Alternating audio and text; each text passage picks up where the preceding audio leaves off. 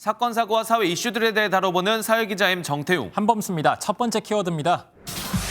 노부부 울린 먹튀 손님. 어떤 내용이 나올지 감이 좀 오거든요. 네, 70대 노부부가 운영하는 전남의 한 식당입니다.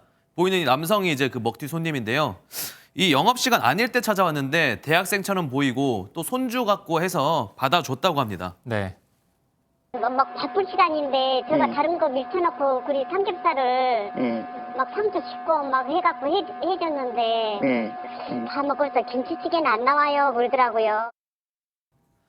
삼겹살 3인분에 이어 김치찌개에 음료수까지 시킨 이 남성. 주인 부부가 찌개를 만드는 사이 그대로 줄행랑 칩니다. 네, 듣기만 해도 화가 납니다. 그렇죠. 무전 취식한 거네요. 네, 그런데 주인분들 오죽하면 그랬겠느냐며 넘어가겠다고 해요. 다만 다른 식당도 피해를 볼까 그게 걱정이라고 합니다. 정말 있는 사람이 오면 그냥 드릴 수가 있거든요. 예, 그러는데 젊은 사람이 너무 안타까워서. 네, 저 무전 취식남 처벌하려면 할 수 있는 거죠? 네, 형사처벌 가능합니다. 처음부터 먹튀를 계획하고 식당에 들어간 것으로 보여서 사기죄가 성립할 수 있습니다. 실제로 음식을 먹고 비용을 내지 않았다던가 처벌되는 사례들이 많이 있습니다. 선량한 주인분들 만난 먹튀 손님. 이거 보고 앞으로라도 정신 차렸으면 합니다. 네, 다음 키워드입니다.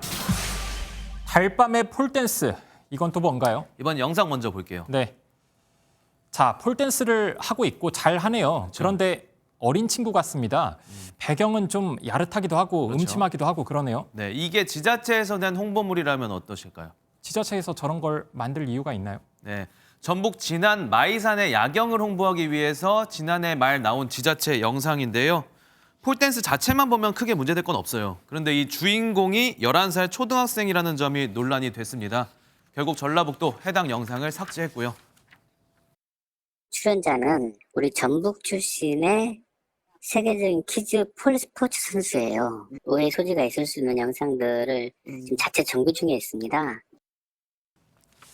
지난주에도 10살 어린 여자를 만나려면 체육대회에 나와라. 이런 영상을 한 지자체가 올려서 논란이 됐었잖아요. 맞아요. 한 기자가 지적했었죠. 공교롭게도 곧바로 또 이런 문제가 생긴 거죠.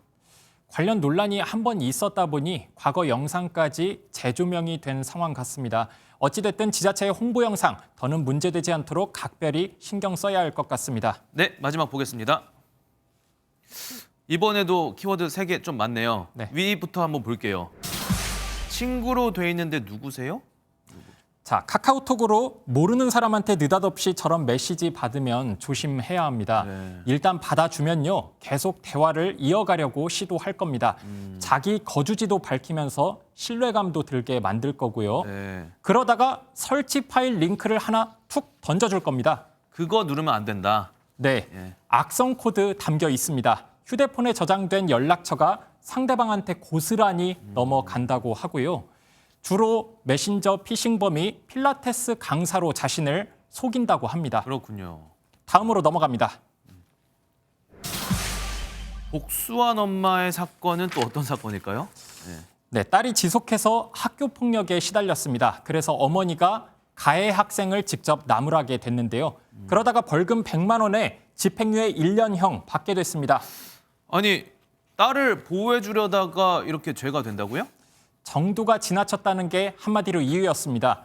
학원에서 강사와 다른 학생들이 보고 있는데 소리치고 반복적으로 찾아가서 뭐라고 한 건 정서적 학대다 이렇게 판단한 것이죠. 아니, 그런데 가해 학생이 혼내도 말을 안 들으니까 그랬던 거잖아요. 사실 저 개인적으로 법 감정에 그렇게 맞진 않아 보이거든요. 네, 심지어 가해 학생의 학교 폭력이 얼마나 분명했느냐면요. 사회봉사와 손해배상 명령까지 받은 상태였습니다. 어쨌든 법원은 듣는 사람이 복수라고 느껴질 정도의 훈계는 인정하지 않은 것 같습니다. 그렇군요. 다음 키워드입니다.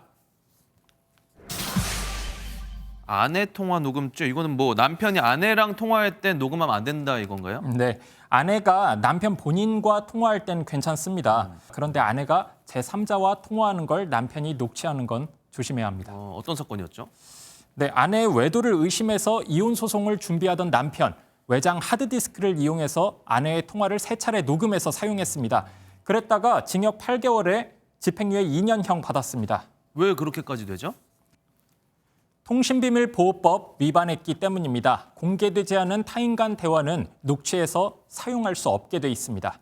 자, 문제가 된 남편 단순한 우연이었다고 해명했지만 법원은 받아들이지 않았습니다. 하드디스크 구조상 강한 힘을 주지 않으면 녹음 버튼을 누를 수 없었다. 이렇게 본 것이었죠. 그렇군요. 네, 오늘은 여기까지 하겠습니다. 사회기자 M이었습니다. 안녕하세요. 김주하입니다.